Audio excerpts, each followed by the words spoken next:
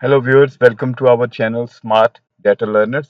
Today we'll quickly overview a very important functionality of Power BI, which when we're working professionally for different organizations, we have the requirement that mm, the company, for example, the company we're working for have a customized financial years. Normally, the financial year runs from January to December, but different companies have different requirements. Some companies, for example, running from different months as the first month and the next last month accordingly. Right. So if you look at this chart, you will see that August is their first month, and then September, October, November, December, and July is their last month. And they're starting from mid of the almost mid of the 2022 and ends at the almost the mid of 2023. So this is the very important functionality, and let's see how it works. And today we will show you this function, elaborate this functionality. But in the next video, um, we will teach you how to we'll prepare a tutorial how to create this customized financial calendar year. So let's see behind the scene data. Okay. So we will go to the transform data tab and do our calendar.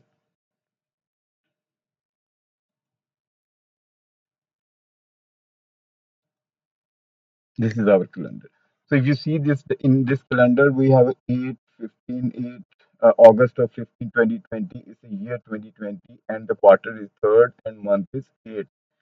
But in this, we have created the functions which says that eighth is the first month.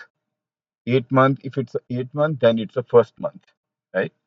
Accordingly, the year would be if it's a if it falls in the year 2020, then it will shift to the fiscal year of 2021, right? Because it's starting from the middle of the 2020, so it falls in the 2021. And the fiscal month August name, regular name would stay the same, and order is first first month to and so on. Okay? And so we ordered the data accordingly, sort this by August, and then so on. So this is the very important, very industry standard function we have in the Power BI. So today's video was to just to elaborate that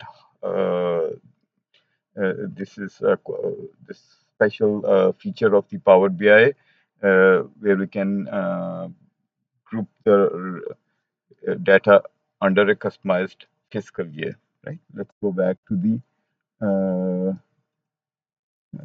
our visual. So that's how this data works.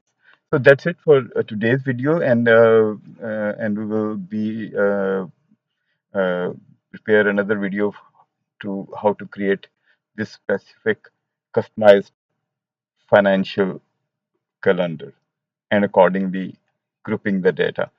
So that's it for this video, and we hope you like this video, and just wait for subscribe our channel so and wait for the next video where we will show you how to create it. Thank you very much and have a wonderful day.